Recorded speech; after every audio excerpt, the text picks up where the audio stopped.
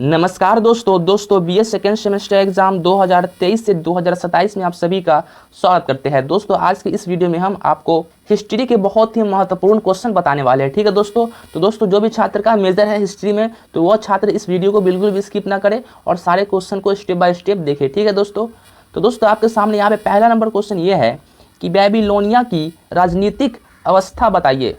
दोस्तों इसके उत्तर में हम लोग जानेंगे कि बेबीलोनिया एक प्राचीन साम्राज्य था जो आज के इराक के इलाके में स्थित था। दोस्तों इसका राजनीतिक इतिहास कई चरणों में बांटा हुआ है। दोस्तों एक नंबर में है शुरुआत, जो कि पहले बेबीलोनिया छोटे छोटे शहर राज्यों में बांटा हुआ था। ठीक है दोस्तों 2 नंबर में आपके सामने ये है हम्मुराबी का समय। दोस्तों हम्मुराबी नाम के राजा ने बेबीलोनिया को एकजुट किया और एक बड़ा साम्राज्य बनाया। दोस्तों उन्होंने हम्मुराबी की संहिता का नाम एक प्रसिद्ध कानून बनाया। ठीक है दोस्तों, अब दोस्तों हम लोग जानेंगे 3 नंबर में है कैसाइड्स का शासन। दोस्तों एक समय ऐसा आया जब कैसाइड्स नाम के लोग बेबीलोनिया पर राज करने लगे। दोस्तों इस समय बेबीलोनिया स्थित और समृद्ध था। ठीक है दोस्तों अब हम लोग जानेंगे 4 नंबर में नौ बेबीलोनिया साम्राज्य। दोस्तों एक बार फिर बेबीलोनिया शक्तिशाली बना, खासकर नेबुकोडनेस्सर और उनके छोटे बेटे नेबूचदनेस्सर द्वितीय के समय में नेबूचदनेस्सर द्वितीय ने बेबीलोन शहर को बहुत ही सुंदर और भव्य बनाया। दोस्तों 5 नंबर में हम लोग जानेंगे फारसी अधिग्रहण। दोस्तों अंत में 539 ईसा पूर्व में फारस के राजा साइरस महान ने बेबीलोनिया पर कब्जा किया। इनके बाद बेबीलोनिया फारसी साम्राज्य का हिस्सा बन गया। दोस्तों इस तरह बेबीलोनिया का राजनीतिक इतिहास कई उतार चढ़ाव से भरा हुआ है, लेकिन यह प्राचीन काल के सबसे महत्वपूर्ण और संस्कृति के रूप में समृद्ध क्षेत्रों में से एक बना रहा। ठीक है दोस्तों, चलिए दोस्तों अब हम लोग बढ़ते हैं अगला नंबर क्वेश्चन की तरफ। दोस्तों अगला नंबर क्वेश्चन ये है कि बेबीलोनिया में कस्साइड शासन के बारे में बताइए। दोस्तों उत्तर में हम लोग जानेंगे कस्साइड शासन बेबीलोनिया के इतिहास का एक महत्वपूर्ण और स्थित समय था, जो लगभग 595 ईसा पूर्व से 1155 ईसा पूर्व तक चला। ठीक है दोस्तों अब हम लोग जानेंगे इसके 1 नंबर में कस्साइड कौन थे। दोस्तों कस्साइड एक पहाड़ी जनजाति थी जो पश्चिमी ईरान से आई थी। ठीक है दोस्तों उन्होंने हिर्तियों के आक्रमण के बाद बेबीलोनिया पर शासन करना शुरू किया। ठीक है, अब दोस्तों हम लोग जानेंगे इसके 2 नंबर में, जो कि है शासन का समय। ठीक है दोस्तों इस दौरान बेबीलोनिया में शांति और समृद्धि रही। दोस्तों राज्य को छोटे छोटे गणराज्यों में बांटा गया और वह गवर्नर नियुक्त किए गए। ठीक है दोस्तों, चलिए दोस्तों अब हम लोग जानते हैं इसके 3 नंबर में है विकास और निर्माण। ठीक है दोस्तों कस्साइड्स ने कई मंदिर और धार्मिक स्थलों का निर्माण किया। उन्होंने बेबीलोनिया की संस्कृति और परंपराओं को बनाए रखा और उन्हें आगे बढ़ाया। ठीक है दोस्तों, अब दोस्तों हम लोग जानेंगे 4 नंबर में धार्मिक मान्यताएं। दोस्तों कस्साइड ने बेबीलोनिया के प्रमुख देवताओं की पूजा की और धार्मिक कार्यों को महत्व दिया। दोस्तों उन्होंने देवता मर्दुक और इन्ना के मंदिर बनाए। ठीक है दोस्तों अब हम लोग जानेंगे इसके 5 नंबर में गिरावट। दोस्तों कस्साइड शासन का अंत लगभग 1155 ईसा पूर्व में हुआ, जब एलामाइट्स ने आक्रमण किया। दोस्तों इसके बाद बेबीलोनिया कमजोर हो गया और छोटे छोटे हिस्सों में बंट गया। दोस्तों कस्साइड शासन का समय बेबीलोनिया के लिए एक स्थित और समृद्ध दौर था, जिसमें प्रशासनिक सुधार हुए और सांस्कृतिक विकास को बढ़ावा मिला।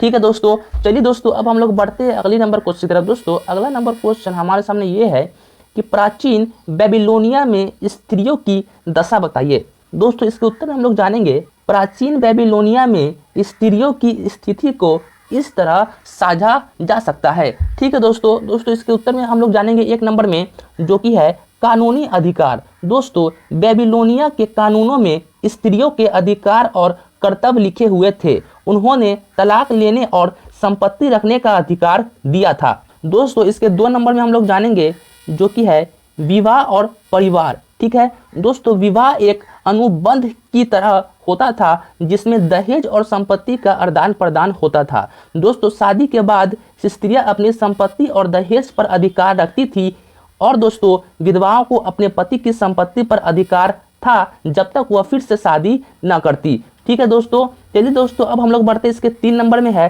संपत्ति और आर्थिक स्वतंत्रता। दोस्तों स्त्रियां संपत्ति खरीद बेच सकती थी और व्यापार भी कर सकती थी। कुछ स्त्रियां व्यापारी, पुजारी और उच्च पदों पर भी थी। ठीक है दोस्तों, अब दोस्तों हम लोग जानेंगे 4 नंबर में है सामाजिक स्थिति। दोस्तों उच्च वर्ग की स्त्रियां धार्मिक और सामाजिक कार्यों में भाग लेती थी। वह पुजारी भी बन सकती थी और धार्मिक स्थलों में महत्वपूर्ण भूमिका निभाती थी।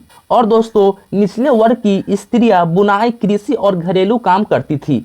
ठीक है दोस्तों, अब दोस्तों हम लोग जानेंगे इसके 5 नंबर में है शिक्षा और ज्ञान। ठीक है दोस्तों, कुछ स्त्रियां पढ़ी लिखी थी और उन्हें साहित्य, चिकित्सा, अन्य क्षेत्रों में योगदान दिया। दोस्तों धार्मिक और चिकित्सा ग्रंथों में स्त्रियों का उल्लेख मिलता है। दोस्तों प्राचीन बेबीलोनिया में स्त्रियां कई मामलों में स्वतंत्र और सतर्क थी। दोस्तों उनकी स्थिति उनके सामाजिक वर्ग और परिवार की स्थिति पर निर्भर करती थी, लेकिन उनके पास कई कानून और आर्थिक अधिकार थे।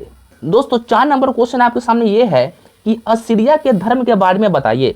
ठीक है दोस्तों, इसके उत्तर में हम लोग जानेंगे कि असीरिया का धर्म प्राचीन मेसोपोटामिया की धार्मिक परंपराओं का हिस्सा था और इसमें कई देवी देवताओं की पूजा की जाती थी। ठीक है दोस्तों इसके 1 नंबर में है मुख्य देवता। ठीक है दोस्तों आसुर असीरिया का सबसे मुख्य देवता था। उसे राजा का रक्षक और युद्ध का देवता माना जाता था। ठीक है दोस्तों, स्त्री प्रेम, युद्ध और प्रजनन की देवी थी। उसे बहुत पूजा जाता था और उनके कई मंदिर थे। ठीक है दोस्तों एनलिल दोस्तों हवा और तूफान का देवता था जिसे सृष्टिकर्ता माना जाता था। ठीक है दोस्तों, इनकी पानी और ज्ञान के देवता थे। ठीक है दोस्तों, चलिए दोस्तों अब हम लोग बढ़ते हैं इसके 2 नंबर में है धार्मिक स्थल और मंदिर। दोस्तों असीरिया में कई बड़े बड़े मंदिर थे जिन्हें जिगुराट कहते थे। दोस्तों यह मंदिर ऊंचे टावर जैसे होते थे। प्रमुख शहरों में जैसे निनवे और असूर में भव्य मंदिर थे। ठीक है दोस्तों, अब दोस्तों हम लोग जानेंगे इसके 3 नंबर में है धार्मिक अनुष्ठान और पर्व। दोस्तों असीरिया में कई धार्मिक त्योहार और अनुष्ठान होते थे। इसमें देवी देवताओं की बलिदान और उपहार चढ़ाया जाता था। दोस्तों 9 वर्ष अकीतु का पर्व सबसे महत्वपूर्ण था।